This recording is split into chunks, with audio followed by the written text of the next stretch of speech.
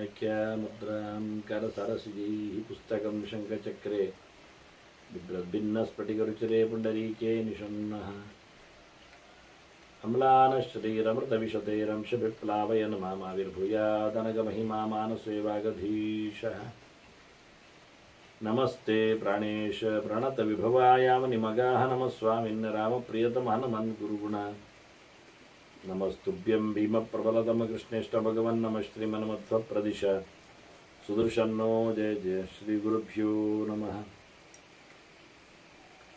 नारायणं सुरगुरुं जगदेकनाथं भक्तप्रियं सकललोकनमस्कृतं च त्रैगुण्यवर्जितमजं विभुमाद्यमीशं वन्दे भवग्नम् अमरासुरसिद्धवन्द्यं नारायणं नमस्कृत्य नरं चैव नरोत्तमं देवीं सरस्वतीं व्यासं ततो जयमुदीरये ವೇದವ್ಯಾಸರ ಮಹಾಭಾರತದ ಚಿಂತಕರಿಗೆ ವಂದನೆಗಳು. ಶಾಂತಿ ಪರ್ವದ 363ನೆಯ ಪ್ರವಚನ. ಧರ್ಮರಾಜನ ಅನೇಕ ಚಿಂತನೆಗಳಿಗೆ ಉತ್ತರಿಸುವ ನೆಲೆಯಲ್ಲಿ ಭೀಷ್ಮರು ವ್ಯಾಸಶುಕರ ಚಿಂತನೆಯನ್ನು ಕೊಟ್ಟರು. ಜೊತೆಯಲ್ಲಿ ತಾವು ಸಹ ಅದರ ವಿಶೇಷವಾದ ಚಿಂತನೆಯನ್ನು ಧರ್ಮರಾಜನಿಗೆ ಹೇಳುತ್ತಾ ಉಪಸಂಹಾರದಲ್ಲಿ ಪಂಚಭೂತಗಳ 50 ಗುಣಗಳ ಬಗ್ಗೆ ಹೇಳಿಕೊಂಡ್ರು. ಅದರೊಟ್ಟಿಗೆ ಮನಸ್ಸಿನ ಮತ್ತು ಬುದ್ಧಿಯ ಗುಣಗಳು ಸೇರಿಕೊಳ್ಳುತ್ತವೆ. ಮನಸ್ಸಿನಲ್ಲಿಯೂ ಬಹುಪ್ರಕಾರವಾದಂತಹ ಲಕ್ಷಣಗಳಿವೆ.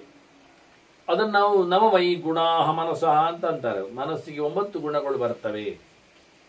ಫಲೋಪವತ್ತಿ ವ್ಯಕ್ತಿಶ್ಚ, ಫಲದ ಬಗ್ಗೆ ಗಮನ, ಆನಂತರ ಹೊರಗೆ ಹೆಚ್ಚು ಹಾರುವಿಕೆ, ಇರುವಿಕೆ, ವಿಸರ್ಗ, ಶಬ್ದಗಳನ್ನೆಲ್ಲ ಆದಷ್ಟು ಗೊತ್ತಾದ್ದನ್ನೆಲ್ಲ ಮರೆತು ಬಿಡುತ್ತದೆ, ಕಲ್ಪನ, ಊಹೆ ಮಾಡುತ್ತದೆ, ಕ್ಷಮ, ಸಹನೆ, ಸತ್ ಅಸತ್, ಸದಸತ್, ಆಶುತ, ಒಳ್ಳೆದು ಹೌದು ಕೆಟ್ಟದು ಹೌದು, ಮಿಶ್ರವಾದ ಸ್ವಭಾವ ಇರ್ತದೆ.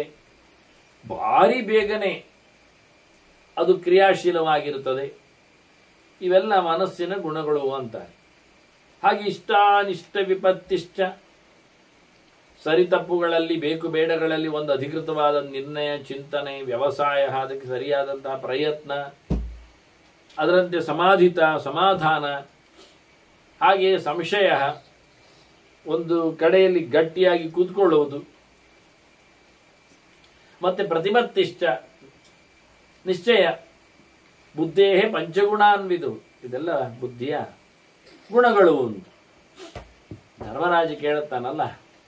ಭೂತಗಳ ಗುಣಗಳೇ ಜಾಸ್ತಿ ಆದವಲ್ಲ, ಮನಸ್ಸಿಗೆಲ್ಲ ಭಾರಿ ಕಮ್ಮಿ ಆಯ್ತಲ್ಲ. ಕದಂ ಪಂಚಗುಣ ಬುದ್ಧಿ ಎಲ್ಲ, ಬುದ್ಧಿಗೆ 5 ಗುಣ ಅಂತೀರಲ್ಲದೆಂಥದ್ದು, ಕಮ್ಮಿ ಕಾಣುವುದಿಲ್ವ? ಮತ್ತೆ ಕಥಂ ಪಂಚ ಇಂದ್ರಿಯ ಗುಣ, ಭೂತಗಳಲ್ಲಿ ಇಂದ್ರಿಯಗಳನ್ನು ಶ್ರೋತ್ರ ರಸನ ಇವನ್ನೆಲ್ಲ ಸೇರಿಸಿಕೊಂಡದ್ದು ಗುಣ ಅಂತ ಆಗಿಬಿಟ್ಟಿದ್ದೀವಿ. ಇಂದ್ರಿಯಗಳ ಗುಣಗಳಾಗುವುದು ಹೇಗೆ, ಬುದ್ಧಿಗೆ ಕಮ್ಮಿ ಗುಣ ಯಾಕೆ, ಇವನ್ನೆಲ್ಲ ನನಗೆ ಹೇಳಬೇಕಲ್ಲ ಅಂತ ಕೇಳ್ತಾನೆ. ಮತ್ತೆ ಧರ್ಮರಾಜ ನಿಜವಾಗಿ ಭೂತಗಳ ಗುಣಗಳು ಬುದ್ಧಿಯಲ್ಲಿವೆ, ಇಲ್ಲ ಅಂತಲ್ಲ, ಪ್ರತ್ಯೇಕ. ಯಾಕೆಂದ್ರೆ ಕಿವಿ ಕೇಳುವುದು ಅದು ಮನಸ್ಸು ಇದ್ದಾಗ ಮತ್ತೆ ಅದು ಬುದ್ಧಿಗೆ ಬಂದಾಗ ಅಲ್ವಾ. ಹಾಗಾಗಿ ಭೀಷ್ಮರು ಹೇಳ್ತಾರೆ, ಆಹುಹು ಷಷ್ಟಿಂ ಭೂತ ಗುಣಾನ್ ವೈ ಭೂತ ವಿಕಲ್ಪಾನ್. ನಿಜವಾಗಿ ಬುದ್ಧಿಗೆ 60 ಗುಣ ಅಂತಲೇ ಹೇಳ್ತೇವೆ ನಾವು. ಯಾಕೆ? ಭೂತಗಳದ್ದು ಇಟ್ಟುಕೊಳ್ಳಿಕ್ಕೆ ಹೇಳುತ್ತೆ. ಪಂಚಭೂತಗಳ ಸಂಬಂಧಗಳ ಇರ್ಲಿಕ್ಕೆ ಹೋಗಿ ಪ್ರಕೃತಿ ವಿಸೃಷ್ಟಾನ್, ಅವೆಲ್ಲ ಪ್ರಾಕೃತಗಳಾದವುಗಳೇ. ಹಾಗೆ ನಿತ್ಯ ವಿಷಕ್ತಾನ್, ಯಾವಾಗಲೂ ಒಟ್ಟಿಗಿರುವಂಥವುಗಳೇ. ಬುದ್ಧಿಯನ್ನು ಆಶ್ರಯಿಸಿ ಇರ್ತದೆ, ಇಲ್ಲ ಅಂತಲ್ಲ. ಅಕ್ಷರ ಸೃಷ್ಟಾನ್, ಇದನ್ನು ಪ್ರಕೃತಿ ನಿರ್ಮಿತಿ ಆಗಿದೆ, ಭಗವಂತ ಅದನ್ನು ನಿರ್ಮಾಣಕ್ಕೆ ನಿಲ್ಲಿಸಿಬಿಟ್ಟಿದ್ದಾನೆ. ಹಾಗಾಗಿ ಪುತ್ರ ನನಿತ್ಯಂ ತದಿಹ ವದಂತಿ, ಇದು ನಿತ್ಯವಾಗಿರುವುದಿಲ್ಲ. ಆದರೆ ಇವೇ ಹೌದು. ಅಸಾಧಾರಣವಾಗಿ 5 ಹೇಳಿದಷ್ಟೇ ಹೊರತು 50 ಇಟ್ಟುಕೊಂಡು ಇದರ 5 ಒಂದು ಮಾಡಿಕೊಂಡು ಮನಸ್ಸಿನ 9 ಸೇರಿಸಿಕೊಂಡು ಒಟ್ಟು 60 ಮಾಡಲಿಕ್ಕೆ ಉಂಟೆ ಅಂತ. ಹಾಗಾಗಿ ಬುದ್ಧಿ ಅಂದಾಗ ತತ್ಪುತ್ರ ಚಿಂತಾ ಕಲಿಲಂ ತದುಕ್ತಂ, ಅದು ಯೋಚನೆ ಮಾಡುವಂಥದ್ದು ಅಂತ ಯೋಚನೆ ಮಾಡಿ ನೀನು. ಅನಾಗತಂಬೈ ತವ ಸಂಪ್ರದೀಹ, ಈಗ ನಿನಗಿಷ್ಟರವರೆಗೆ ಹೇಳದೇ ಇರುವಂಥದ್ದು ಹೇಳಿದ್ದು. ಬರಲಿಲ್ಲ. ಇವತ್ತಿನ ನಮ್ಮ ಚಿತ್ರಣಗಳಲ್ಲಿ, ಪ್ರಶ್ನೋತ್ತರಗಳಲ್ಲಿ, ಯೋಚನೆಗಳಲ್ಲಿ ಬಾರದೇ ಇರತಕ್ಕ ಸಂಗತಿ ಅದು. ಹಾಗಾಗಿ ಇವೆಲ್ಲ ವಿಶೇಷವಾಗಿರುವಂಥದ್ದು. ಭೂತ ಅರ್ಥವತ್ವಂ ತದುಪಾಸ್ಯ ಸತ್ವಂ. ವಿಶೇಷವಾಗಿ ಭೂತ, ಪಂಚಭೂತಗಳು, ಅದರ ಅರ್ಥ ವಿಷಯಗಳು ಇವೆಲ್ಲ ಎದ್ದುಕೊಂಡು ಭೂತ ಪ್ರಭಾವಾತ್ ಭವ ಶಾಂತ ಬುದ್ಧಿ. ಅದನ್ನು ಚೆನ್ನಾಗಿ ತಿಳಿದು ಪಂಚಭೂತಗಳ ಪ್ರಭಾವದಿಂದ ನೀನು ವಿಶೇಷವಾಗಿ ಒಳಗಾಗಿಸಿಕೊಳ್ಳದೆ ಅದರ ಅನುಗ್ರಹಕ್ಕೆ ಒಳಗಾಗಿಕೊಳ್ಳುವಂತಾಗಿ ಶಾಂತವಾದ, ಅಂದ್ರೆ ಈಗ ಶಾಂತಿಯನ್ನು ಪಡಿಬೇಕವನು. ಅಶಾಂತಿ ಉಂಟು ಹೇಳ್ತಾರೆ, ಅದಕ್ಕೆ ಶಾಂತಿ ಪರ್ವ ಅನಿಸಿದೆ. ಅದರಿಂದ ಭವ ಶಾಂತ ಬುದ್ಧಿ ಅಂತ ಭೀಷ್ಮರು, ನೀನು ಶಾಂತನಾಗು, ಪ್ರಶಾಂತನಾಗು, ದುಡುಗ, ಒಳಗೆ ನೋವು ಅದನ್ನು ಬಿಟ್ಟುಬಿಡು ಅಂತ ಹೇಳ್ತಾನೆ. ಇವನಿಗೆ ಹೇಳಿದಾಗ ಸ್ವಲ್ಪ ಜಾಸ್ತಿ ಆಗ್ತದೆ ಯೋಚನೆಗಳು. ಎಲ್ಲ ಸತ್ತವರು ಕಾಣ್ತಾ ಉಂಟು. ಅಯ್ಯೋ ಇಮೇ ಸುತ ಇಮೇ ಮೃತ ನೃಪತಯ ಅಂತ ಕೂಗ್ತಾನೆ ಮತ್ತೆ ಧರ್ಮರಾಜ. ಇವರೆಲ್ಲ ರಾಜರು ಸತ್ರಲ್ಲ, ಒಳ್ಳೆ ರಾಜರು, ಭಾರಿ ಜೋರಾದ ಹೋರಾಟವನ್ನು ಕೊಟ್ಟವರು, ಭಾರಿ ಗಾತ್ರದವರು, ಗಟ್ಟಿಯವರು. ಹೇಳ್ತಾನೆ ಪ್ರಾಯಶಃ ಭೀಮ ವಿಕ್ರಮ ಅಂತ ನೋಡಿ. ಇವನು ಸಹ ಕಮ್ಮಿ ಸಾಮಾನ್ಯ ಬಲವುಳ್ಳವರಲ್ಲ, ನಾಗಾಯುತ ಪ್ರಾಣ ಅಂತಾನೆ. 10,000 ಆನೆಗಳಿಗೆಲ್ಲ ಬಲಿಷ್ಠರು ಇವರು. ಇವರು ಸಾಯಲಿಕ್ಕಿಲ್ಲ ನನ್ನ ಪ್ರಕಾರದಲ್ಲಿ. ಸತ್ತಿದ್ದಾರೆ, ಇನ್ನೊಬ್ಬರಿಂದ ಸತ್ತಿದ್ದಾರೆ ಅಂದ್ರೆ ಅವರು ಅಷ್ಟೇ ಪ್ರಭಾವಶಾಲಿಗಳೇ ಇರಬೇಕು, ಪ್ರಕರಣ ಇದ್ದಿರಬೇಕು. ಅಂತ ಭಯಂಕರರಾದ ಪ್ರತಾಪಶಾಲಿಗಳಿಂದ ಭಯಂಕರರಾದವರೆಲ್ಲ ಸತ್ತಿದ್ದಾರೆ. ತತ್ರ ಮೇ ಸಂಶಯ ಜಾತಃ. ನನಗೀಗ ಸಂಶಯ ಉಂಟಾಗಿದೆ ಅಂತ. ಕುತಃ ಸಂಜ್ಞಾ ಮೃತ ಐತಿ, ಸತ್ತದ್ದು ಅಂತ ಎಂತದಕ್ಕೆ ಹೇಳುವುದು ಅಂತ ಕೇಳ್ತಾನೆ. ಅವರೆಲ್ಲ ಸಾಯುವುದನ್ನು ನಾನು ತಿಳ್ಕೊಂಡಾಗ ಇಲ್ಲ ನನಗೆ. ಅಂತ ಪರಾಕ್ರಮಶಾಲಿಗಳೆಲ್ಲ ಸಾಯುತ್ತಾರ? ಅಷ್ಟು ಪರಾಕ್ರಮ ಪೂರ್ಣರಾದವರೇ ಸಾಯಿಸಿದ್ರ? ದ್ವಾಪರದ ಯೋಚನೆ ಮನೆಗೆ ಬಹಳ ದೀರ್ಘವಾದ ಕಾಲದ ಆಯುಷ್ಯ. ಇವರೆಲ್ಲ 100ರಲ್ಲಿ ಇದ್ದಾರೆ ಇನ್ನೂ ಸಹ. ಕೆಲವರೆಲ್ಲ ಜಾಸ್ತಿ ಅವರು ಸೇರಿದ್ದಾರೆ ಅಲ್ಲಿ, ಭೀಷ್ಮ ವಾಲ್ಮೀಕರಂತವರು.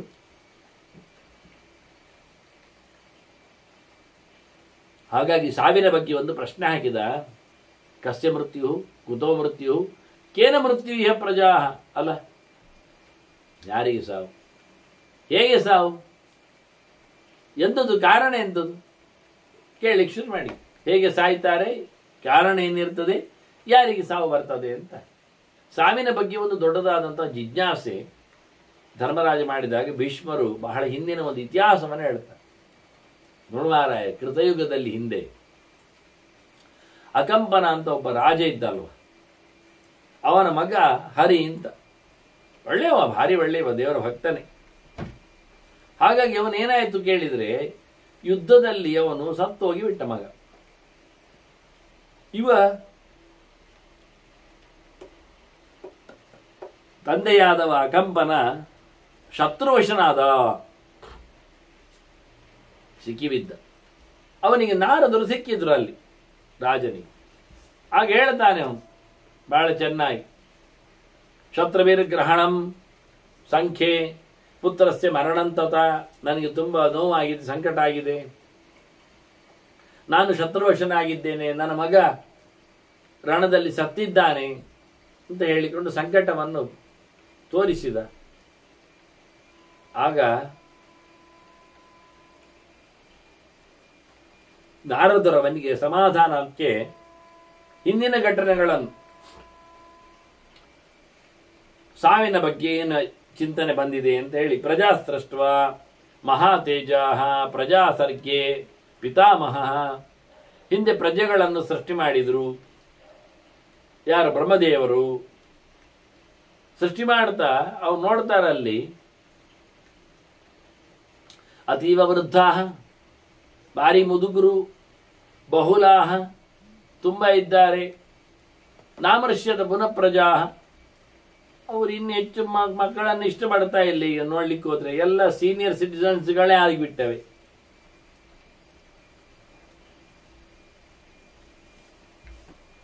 ಎಲ್ಲ ವೃದ್ಧರಾಗಿದ್ದಾರೆ. ಅದು ನೋಡ್ಲಿಕ್ಕೆ ಚಂದ ಕಾಣುವುದಿಲ್ಲ. ಆದ್ರಿಂದ ಅವರಿಗೆ ಕೋಪ ಬಂತು ಚತುರ್ಮುಖರಿಗೆ. ತಸ್ಯ ರೋಷಾತ್ ಮಹಾರಾಜ ಕೇಭ್ಯ ಅಗ್ನಿ ಉದತಿಷ್ಠತ. ಅವರಿಗೆ ಸಿಟ್ಟು ಬಂದಾಗ ಏನಾಯಿತು ಚತುರ್ಮುಖನಿಗೆ ಅಂದರೆ, ಅದು ಒಳಗಿನ ಸಿಟ್ಟು, ಅದು ಹೊರಗೆ ಕಿವಿಯಿಂದ, ಕಣ್ಣಿಂದ, ಬಾಯಿಂದ, ಮೂಗಿಂದ ಅದರದ್ದು ಬೆಂಕಿ ಜಳ ಹೊರಗೆ ಬಂತು. ಅಷ್ಟು ಒಳಗೆ ಬಿಸಿಯಾಗಿದೆ ಅವರಿಗೆ. ತಲೆ ಮಾತ್ರ ಬಿಸಿ ಅಲ್ಲ, ಮೈ ಪೂರ ಬಿಸಿಯಾಗಿ ಅಲ್ಲಿಂದ ಹೊರಗೆ ಮೂರ್ತಿಗಳೇ ಹೊರಗೆ ಬಂದಿವೆ ಎಲ್ಲ ಕಡೆಯಿಂದ. ನೋಡಿದ್ರು. ತತ್ರಾದಕ್ಯಂತ ಭೂತಾನಿ ಜಂಗಮಾನಿ ಧ್ರುವಾಣಿ ಚ. ಹೊರಗೆ ಬಂದ ಬೆಂಕಿ ಏನ್ ಮಾಡಿತೆ, ಇಂದ್ರಿಯಗಳಲ್ಲಿ ಹೊರಗೆ ಹಮ್ಮಿದ್ದು ಎಲ್ಲ ಜನರನ್ನು ಸುಟ್ಟಾಗ್ತಾ ಉಂಟು. ಲೋಕಕ್ಕೆ ಬಿಟ್ಟಂತಹ ಬೆಂಕಿಯದು. ಮರಗಿಡಗಳು ಸಾಯ್ತಾ ಉಂಟು, ಮನುಷ್ಯರು ಸಾಯ್ತಾ ಇದ್ದಾರೆ. ಆಗ ಶಿವ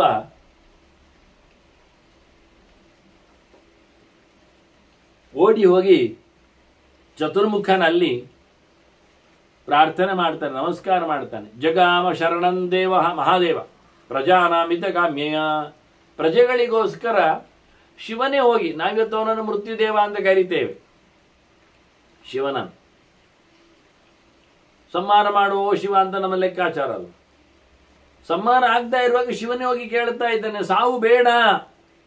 ಚತುರ್ಮುಖನಲ್ಲಿ ಹೇಳ್ತಾನೆ, ಬೇಡಿಕೊಳ್ತಾನೆ, ಕೈ ಮುಗಿತಾನೆ, ನಮಸ್ಕಾರ ಮಾಡ್ತಾನೆ, ಪ್ರಾರ್ಥನೆ ಮಾಡ್ತಾನೆ. ಯಾಕೆ? ಲೋಕದ ಹಿತಕ್ಕಾಗಿ, ಪ್ರಜೆಗಳ ಕ್ಷೇಮಕ್ಕಾಗಿ. ಅವನು ಹೋಗಿ ನಮಸ್ಕಾರ ಮಾಡಿ ಕೈ ಮುಗಿದು ಕೇಳಿಕೊಂಡಾಗ ಬ್ರಹ್ಮದೇವ ಹೇಳ್ತಾನೆ, ಕರ್ವಾಣ್ಯದ್ದೆ ಕಾರ್ಯಂ, ನಾನೆಂತ ಮಾಡುದು ಅಂತ ಕೇಳ್ತಾನೆ. ಕಾಮಂ, ನೀನು ಬಯಕೆ ಅಂತ ಹೇಳು, ನಾನೀಗ ಎಂತ ಮಾಡಬೇಕು? ಆಗ ಶಿವ ಹೇಳ್ತಾನೆ, ಮಾಕೃತ್ಯಾಸಾಂ, ನೀನು ಪ್ರಜೆಗಳ ಮೇಲೆ ಕೋಪ ಮಾಡಬೇಡ ಮಾರಾಯ. ಜಗತ್ ಪ್ರಭೋ, ಸ್ವಾಮಿ ನೀನು ಜಗತ್ತಿಗೆ ಒಡೆಯಲ್ವಾ? ಅದಕ್ಕೆ ಹೇಳ್ತಾ ಇದ್ದಾನೆ. ಅದಕ್ಕೆ ಉತ್ತರ ಕೊಡ್ತಾರೆ, ನಾನು ಆಗಲ್ಲ ಮಾರಾಯ, ಅವಳು ಚುಯಿ ಮಾಡಿದ್ದಕ್ಕೆ ನಾನು ಮಾಡಿದ್ದು. ಯಾರು? ಭೂದೇವಿ. ಅವಳು ಲಾಘವಾರ್ತಂ ಧರಣ್ಯಾಸ್ತು ತತಃ ಸಂಹಾರಯಿಷ್ಯತೆ. ಭೂಮಿಯ ಭಾರ ತಗ್ಗಿಸಲಿಕ್ಕೆ ಸಂಹಾರ ಬೇಕೇ ಬೇಕು. ಅವಳೀಗ ಹೊಂಡಕ್ಕೆ ಹೋಗ್ತಾ ಇದ್ದಾಳೆ, ಭಾರ ಹೆಚ್ಚಾಗ್ತಾ ಉಂಟು, ಜಗ್ಗಿದೆ. ಪುಸ್ತಕ ಇಟ್ಟಾಗ ರ್ಯಾಕಲ್ಲಿ ಪ್ಲೇಟ್ ತುಂಡಾಗುವುದಿಲ್ಲೋ, ಜಗ್ಗುವುದಿಲ್ಲೋ, ಹಾಗೆ ಭೂಮಿಗೆ ಜಗ್ಗಿದೆ. ಅವಳು ಕೇಳಿಕೊಳ್ತಾಳೆ ನನ್ನ ಹತ್ರ ಬಂದು, ಭಾರೇಣಾಪ್ಸು ನಿಮಜ್ಜತಿ, ಭಾರದಿಂದ ನೀರಿಗೆ ಮುಳುಗಿ ಹೋಗ್ತಾ ಉಂಟಂತೆ. ನಾನು ಎಂತ ಮಾಡುದು ಯೋಚನೆ ಮಾಡಿದೆ, ಎಂತ ಮಾಡ್ಲಿಕ್ಕೆ ಆಗಲಿಲ್ಲ, ಬೇರೆ ಎಂತ ಉಪಾಯ ಕಾಣಲಿಲ್ಲ, ಮುಗಿಸು. ಹಾಗಾಗಿ ನಾನು ಯೋಚನೆ ಮಾಡಿ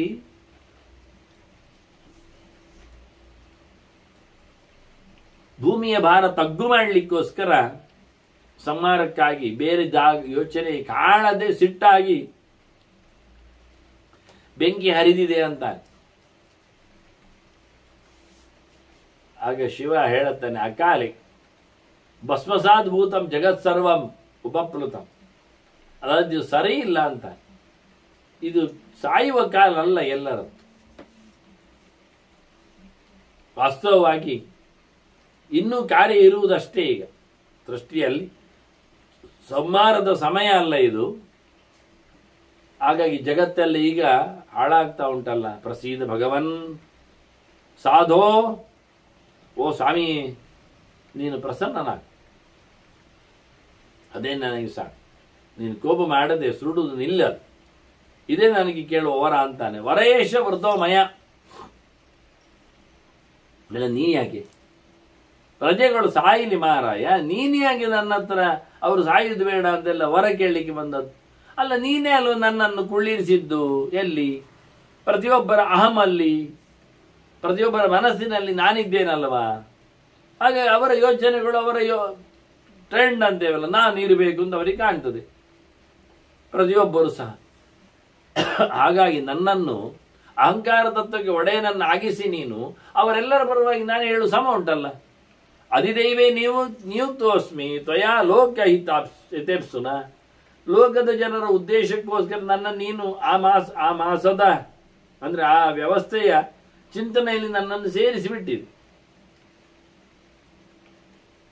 ನಾನು ಆಗಿದ್ದೇನೆ, ನಾನು ಕೇಳಬೇಕಲ್ಲ ಅವರ ಪ್ರಕಾರ. ಅದರಿಂದ ನಿನ್ನ ಹತ್ರ ನಾನು ಕೇಳಲಿಕ್ಕೆ ಬಂದದ್ದು ಸರಿ. ಯಾಚಾಮಿ ಆವೃತ್ತಿಜಾ ಪ್ರಜಾ, ಪ್ರಜೆಗಳು ಮತ್ತೆ ಬಂದು ಹೋಗುವಂತೆ, ಅವರು ಬದುಕಿರುವಂತೆ ನೀನು ಮಾಡಬೇಕು.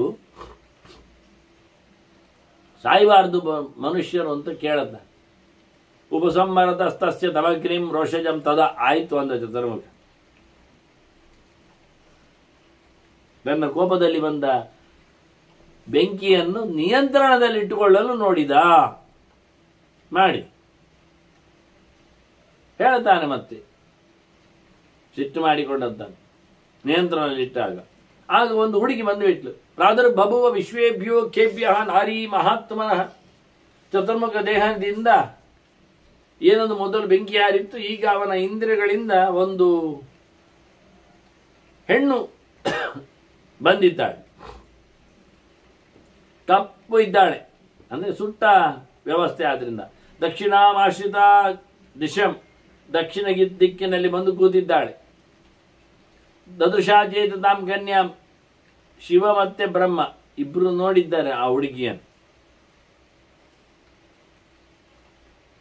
ವಾಸ್ತವವಾಗಿ ಸೃಷ್ಟಿಯಾದದ್ದು ಅಲ್ಲಿ ಆದ್ರಿಂದ ಅವರಿಬ್ಬರು ಅಲ್ಲೇ ಇದ್ದದ್ದಾಗ ಆ ಹುಡುಗಿಯನ್ನು ನೋಡಿದ್ರು.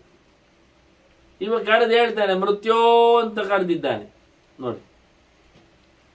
ಮರಣ ಧರ್ಮವನ್ನು ಅವಲಂಬಿಸಿಕೊಂಡದ್ರಿಂದ ಆ ಶಕ್ತಿಗೆ ಮೃತ್ಯು ಅಂತ ಕರೀಲಿಕ್ಕೆ ಆಯ್ತು. ಮೃತ್ಯು ಅಂತ ಕರೆದಿದ್ದಾನೆ. ಮೃತ್ಯೋ ಇತಿ ಮಹೀಪಾಲ ಜಹಿ ಜೈ ಚೇಮಾಹ ಪ್ರಜಾ ಇತಿ. ಒಂದೇ ಆದೇಶ ಮಾಡ್ತಾ ಇದ್ದಾನೆ, ಜಹಿ ಚೇಮಾ ಪ್ರಜಾ, ಈ ಪ್ರಜೆಗಳನ್ನು ಮುಗಿಸು ಅಂತ ಹೇಳಿಬಿಟ್ಟಿದ್ದಾನೆ. ಬಂದ ನಾರಿಗೆ ಚತುರ್ಮುಖ ಹೇಳಿದ, ಎಲ್ಲರನ್ನು ಖಾಲಿ ಮಾಡು ಅಂತ.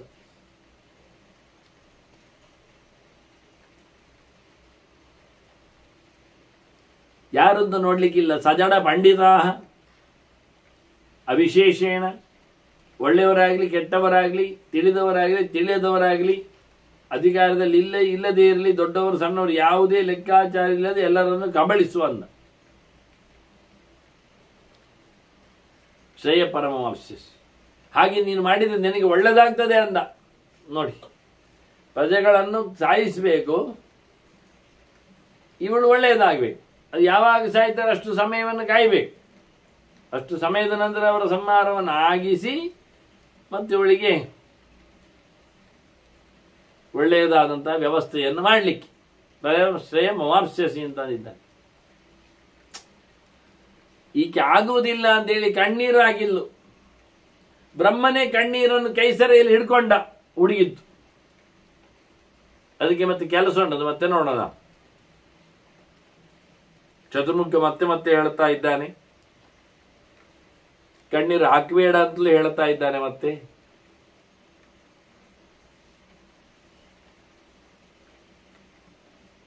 ನೀನು ಸಂಹಾರ ಮಾಡಲಿಕ್ಕೆ ಹುಟ್ಟಿದವಳು, ಸಂಹಾರ ಮಾಡು ಅಂತ ಮತ್ತೆ ಹೇಳಿದ. ಆದ್ರೆ ಮತ್ತೆ ಕೇಳಲಿಲ್ಲ, ಆಗುವುದಿಲ್ಲ ಅಂದ್ಲ ಅವಳು. ಮತ್ತೆ ವನಃ ಬಿಬೇಮ್ಯಹಂ ಅಧರ್ಮಸ್ಯ ಧರ್ಮ್ಯಮಾದಿಶ ಕರ್ಮಮೇ, ನನಗೆ ಅಧರ್ಮ ಮಾಡಲಿಕ್ಕೆ ಹೆದರಿಕೆ ಆಗ್ತದೆ, ಹೆದರಿಕೆ ಅಂತಾನೆ. ನನಗೆ ಧರ್ಮ ಮಾಡಲಿಕ್ಕೆ ಹೇಳಿಕೊಡು, ನಾನು ಅದನ್ನು ಮಾಡ್ತೇನೆ ಅಂತ ಇವನು ಧರ್ಮಶಾಲೆಯ ಬಗ್ಗೆ ಕೇಳಿಕೊಂಡ. ಅಧರ್ಮವನ್ನು ನಾನು ಬದಿಗಿಡ್ತೇನೆ ಅಂತ ಹೇಳಿಕೊಂಡಿದ್ದಾನೆ.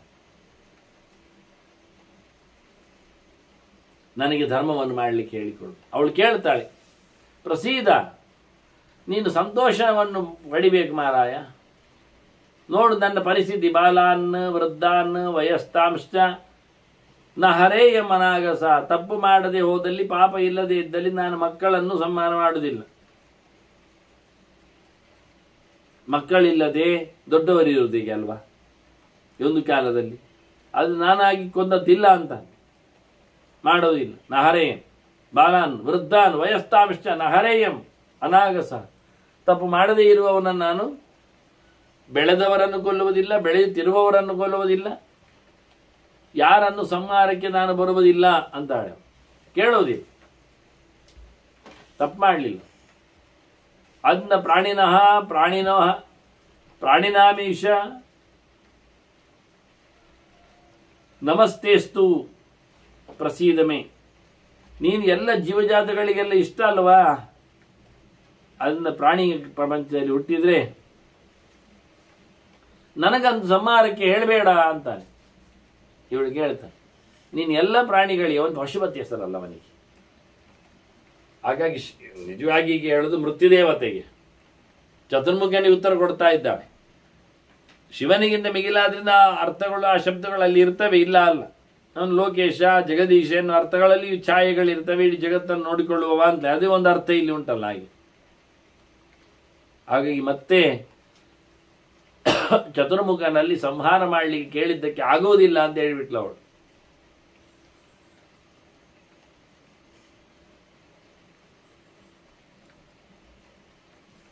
ನೀನು ಲೋಕದ ಒಡೆಯ, ನಿನಗೆ ನಾನು ನಮಸ್ಕಾರ ಮಾಡುತ್ತಾ ಇದ್ದೇನೆ, ನನ್ನ ಈ ವಿಷಯದಲ್ಲಿ ಬಿಟ್ಟು ಬಿಡು ಅಂತಾಳೆ. ನನಗಾಗುವುದಿಲ್ಲ ಅಂತ. ಯಾಕೆಂದ್ರೆ ಅಭಿಧಾಸ್ಯಂತಿ ಮೇ ಅಭಿಧಾಸ್ಯಂತಿ ಯದ್ಯೇವಂ ಮೃತಾಸ್ತೇಭ್ಯ ವಿವೇಮ್ಯ. ಅಲ್ಲಿ ಸತ್ತವರ ಜನ ಇದ್ದಾರಲ್ಲ, ಅವರು ನನಗೆ ಕಲ್ಲೊಡಿತಾರೆ ಅಂತ.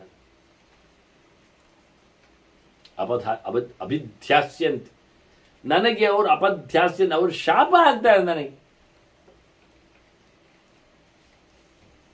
ನಾನು ಮಕ್ಕಳನ್ನು, ವೃದ್ಧರನ್ನು, ವಯಸ್ಸಿನಲ್ಲಿರೋನು ಯಾರನ್ನು ತೆಗೆಯುವುದಿಲ್ಲ ಒಂದಾಯ್ತಲ್ಲ ಮುಖ್ಯ. ಅಷ್ಟೇ ಅಲ್ಲ, ಇನ್ನೇನೇನೋ ಬಗೆಯಲ್ಲಿದ್ದವರಾಗಿರ್ತಾರೆ. ಅವರ ಹೆಸರುಗಳು, ಅವರ ಬದುಕುಗಳು ಇಲ್ಲದವ್ರ ಮೇಲೆ ಕೆಳಗೆ ಅರ್ಥ ಆಗದ ಸಂಗತಿ ಅದು ವಾಸ್ತವವಾಗಿ. ಆದ್ದರಿಂದ ನಾನು ತಪ್ಪು ಅವರನ್ನೆಲ್ಲ ನನಗೆ ಸಾಯಿಸಲಿಕ್ಕೆ ಬರುವುದಿಲ್ಲ. ನನಗೆ ಅವರು ಶಾಪ ಆಗ್ತಾರೆ. ಯದ್ಯೇವಂ ಮೃತಾಸ್ತೇಭ್ಯ ಅಬಧ್ಯಾಸ್ಯಂತಿ ಯದ್ಯೇವಂ ಮೃತಾಸ್ತೇಭ್ಯ ಬಿಬೇಮ್ಯ. ಯಾರೇ ಆಗಲಿ, ಅವರು ತಂದೆ ತಾಯಿ ಅಣ್ಣ ತಮ್ಮ ಅವರ ಉಳಿಕೊಂಡವರು ಇರ್ತಾರೆ, ಅವರೆಲ್ಲ ನನಗೆ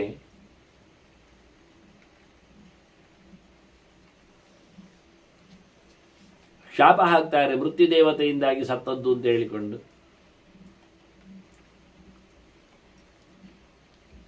ಆದ್ದರಿಂದ ಕೃಪಣಾಶ್ರೀ ಪ್ರೈರ್ಕ್ಲೇದ, ಬಡವರಲ್ಲಿ ಕಣ್ಣು ಕಣ್ಣೀರು ತರಿಸುವುದುಂಟಲ್ಲ ಕಷ್ಟದಲ್ಲಿದ್ದಾಗ. ಕೃಪಣಾಶ್ರೀ ಪರಿಕ್ಲೇಶ ದಹೇನ್ ಮಾಂ, ನನ್ನನ್ನೇ ಅದು ಗ್ಯಾರಂಟಿ ಸುಡ್ತದೆ.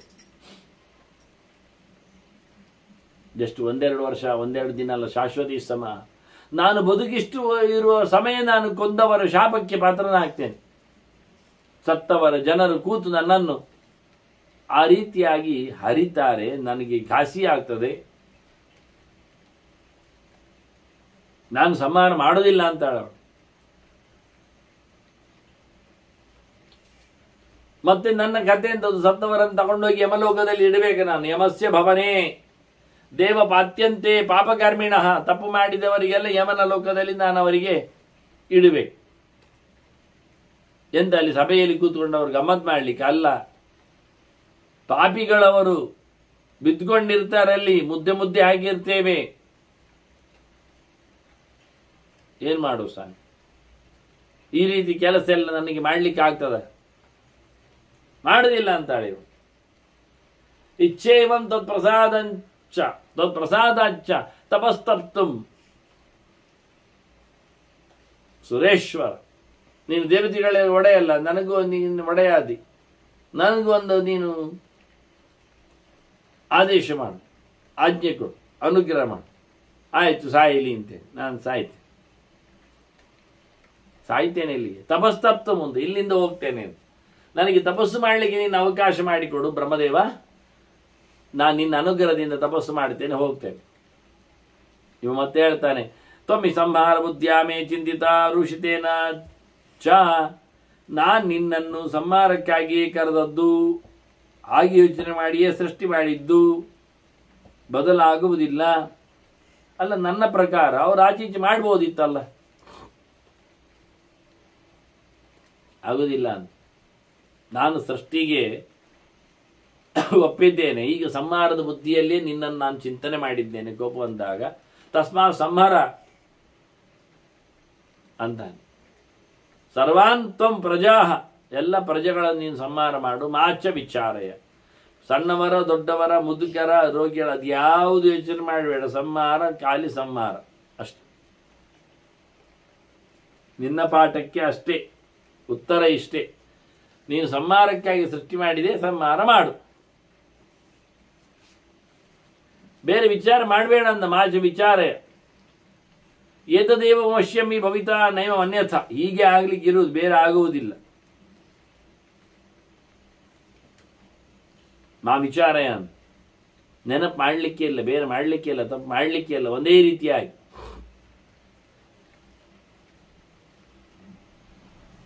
ಎಲ್ಲರನ್ನು ಸಹ ಸಂಹಾರ ಮಾಡು, ಇದೇ ಆಗ್ಲಿಕ್ಕಿರುವುದು. ಏತದೇವ ಅವಶ್ಯಂ ಹಿ ಭವಿತ ನೈತದ್ ಅನ್ಯಥ, ಯಾವುದೇ ಒಂದು ಪ್ರಕಾರವು ಅದು ಹೇಗೆ ಆಗಬೇಕು ಹಾಗೆ ಆಗ್ತದೆ ಹೊರತು ಮತ್ತೊಂದು ಆಗುವುದಿಲ್ಲ. ನಿನ್ನೆಂದು ಸಂಹಾರ ಆಗಬೇಕು ಅಂತ ಆಕೆ ಸುಮ್ಮನೆ ಕೂತ್ಲು, ಮಾತಾಡಲಿಲ್ಲ, ಸುಮ್ಮನೆ ನಿಂತಿದ್ದಾಳೆ. ಮತ್ತೆ ಮತ್ತೆ ಚತುರ್ಮುಖ ಹೇಳ್ತಾ ಇದ್ದೇನೆ, ನಿನ್ನನ್ನು ಸಂಹಾರಕ್ಕಾಗಿ ಸೃಷ್ಟಿ ಮಾಡಿದ್ದು, ಸಂಹಾರ ಮಾಡು ಮಾಡು ಅಂತ. ಇಲ್ಲ, ಸುಮ್ಮನೆ ಇದ್ಲು. ಮತ್ತೆ ಸ್ಮಯಮಾನಶ್ಚ ಲೋಕೇಶ ಲೋಕಾನ್ ಸರ್ವಾನ್ ಅವೇಕ್ಷತ್, ಒಂಥರ ನಗುವಿನಲ್ಲಿ, ಗಂಭೀರವಾದ ನಗುವಿನಲ್ಲಿ ಎಲ್ಲ ನೋಡಿದ, ಎಲ್ಲ ಸಭೆಯನ್ನು, ಬ್ರಹ್ಮದೇವ ತನ್ನ ಸಭೆಯಲ್ಲಿ ಕೂತವರನ್ನು. ಲೋಕದ ಒಡೆಯ ತಾನೆ, ಅದರಿಂದ ಸಣ್ಣ ಪುಟ್ಟ ಅರಸರಿದ್ದಾಗಿ ಸಣ್ಣ ಪುಟ್ಟ ಲೋಕೇಶ್ವರನನ್ನು ನೋಡಿದ. ಇವಳು ಅವರೆಲ್ಲ ಬರುವಾಗ ಎಡಕಿಯಲ್ಲಿ ಹೋಗಿಬಿಟ್ಲು. ತ್ವರಮಾಣೇವ ರಾಜೇಂದ್ರ ಮೃತ್ಯು ಧೇನುಕಂ ಅಭ್ಯಗಾತ್, ಅವಳು ಗೋತೀರ್ಥಕ್ಕೆ ಹೋಗಿಬಿಟ್ಲು, ತಪ್ಪಿಸಿಕೊಂಡು ಇಲ್ಲಿಂದ ಸೀದಾ. ಮತ್ತೆ ಅಲ್ಲಿಗೆ ಬಂದು ಬ್ರಹ್ಮ ಹೇಳ್ತಾ ಇದ್ದಾನೆ, ಉತ್ಸಾಹ ಮಗಳೇ ಕರೆದು ನೀನು ಮಾಡಿಕೊಂಡಿದ್ದಿ ಹೆಚ್ಚು ಕಡಿಮೆ, ಈಗ ಮೃತ್ಯುದೇವತೆಯಿಂದ ನನ್ನಿಂದ ನೀನು ಬಂದವಳು, ಈಗ ಇಲ್ಲಿದೆ ಈ ಪ್ರಜೆಗಳನ್ನು ನೀನು ಸಂಹಾರ ಮಾಡಲಿಕ್ಕೆ ಉಂಟು ಅಂತ ಮತ್ತೆ ಪುನಃ ಅಲ್ಲಿ ಹೇಳ್ತಾನೆ ತಪಸ್ಸು ಮಾಡಿದ್ದಲ್ಲಿ. ಇವಳು ಕೇಳುವುದಿಲ್ಲ, ನಿಮಗೆ ಗೊತ್ತು ಮೃತ್ಯುದೇವತೆ ತಪಸ್ಸು ಮಾಡ್ತಾನೆ ಇದ್ದಾಳೆ.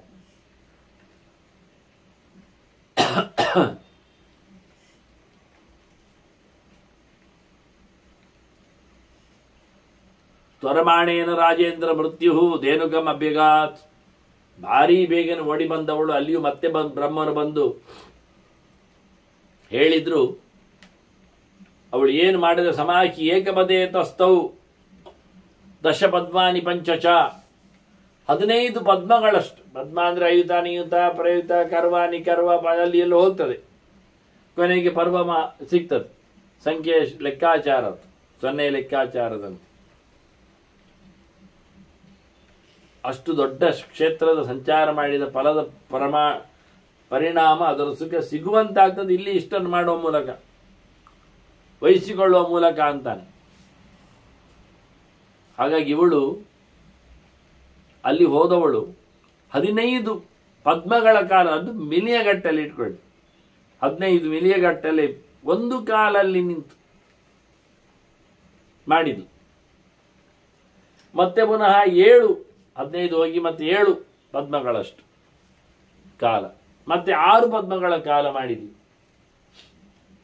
ಮತ್ತೆ 5 ಪದ್ಮಗಳ ಕಾಲವೂ ಮಾಡಿದ್ಲು ತಪಸ್ಸು, ಮತ್ತೊಂದು 2 ಮಾಡ್ತಾ ಇದ್ದಾಳೆ, ತಪಸ್ಸು ಮಾಡ್ತಾ ಇದ್ದಾನೆ. ದ್ವೇ ಚಾಯಿತೆ ನರಶ್ರೇಷ್ಠ ವಾಯುವಾಹಾರ ಮಹಾಮುನಿ. ಮತ್ತೆ ಖಾಲಿ ಗಾಳಿಯನ್ನು ಸ್ವೀಕರಿಸಿಕೊಂಡು ಮಾಡು, ಅದು ಎಷ್ಟು? ವಾಯುವಾಹಾರ. ದ್ವೇ ಚಾಯುತೆ 10,000 ಆಯುತ ಅಂದ್ರೆ 20,000 ವರ್ಷಗಳ ಕಾಲ. ಮೌನ ಮಾತಿಷ್ಟದುತ್ತಮಂ, ಯಾರ ಹತ್ರ ಮಾತಾಡೋದಿಲ್ಲ, ಮೌನ ತಪಸ್ಸು ಅಂದರೆ ದೇವರ ಯೋಚನೆ ಮಾತ್ರ. ಅಪ್ಸು ವರ್ಷ ಸಹಸ್ರಾಣಿ ಸಪ್ತಚೈಕಂ ಚ ಪಾರ್ಥಿವ. ಮತ್ತೆ ಪುನಃ 8 ನೀರಿನಲ್ಲಿ 1000 ವರ್ಷ, 8000 ವರ್ಷಗಳ ಕಾಲ ನೀರಿನಲ್ಲಿ ಮತ್ತೆ ತಪಸ್ಸು ಮಾಡಿದ್ದಾಳೆ ಅವಳು. ಅಂದರೆ ಚಳಿಯಲ್ಲಿ ನೀರಿನಲ್ಲಿ, ಬಿಸಿಯಲ್ಲಿ ಹೇಳಿಕೊಂಡಾಗ ಅಷ್ಟು ರೀತಿಯಲ್ಲಿ ಕಠೋರವಾದ ತಪಸ್ಸು ಮಾಡ್ತಾ ಇದ್ದಾಳೆ. ಮತ್ತೆ ಮುಂದಕ್ಕೆ ಕೌಶಿಕಿ ಹೋದ್ಲು,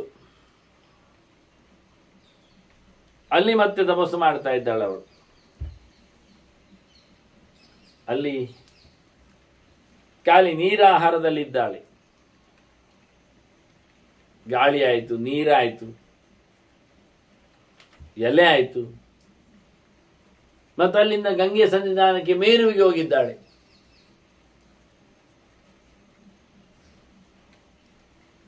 ಅಲ್ಲಿ ತಪಸ್ಸು ಮಾಡಲಿಕ್ಕೆ, ಅಲ್ಲಿ ಬಹಳ ಲೆಕ್ಕಾಚಾರದಲ್ಲಿ, ಬಹಳಷ್ಟು ದೊಡ್ಡ ಮಟ್ಟಿನಲ್ಲಿ ತಪಸ್ಸನ್ನು ನಡೆಸಿಕೊಟ್ಟಿದ್ದಾಳೆ. ಗಂಗಾಲೋಕದಲ್ಲಿ ತಸ್ತೌ ನಿಂತುಕೊಂಡು ಮಾಡಿದ್ದಾಳೆ, ನಿಶ್ಚೇಷ್ಟಲಾಗಿದ್ದಾಳೆ. ತಸ್ತೌ ದಾರ್ವಿವ, ಮರದ ಕೊರಡಿನಂತೆ ನಿಶ್ಚೇಷ್ಟ, ಏನು ಇಲ್ಲದು.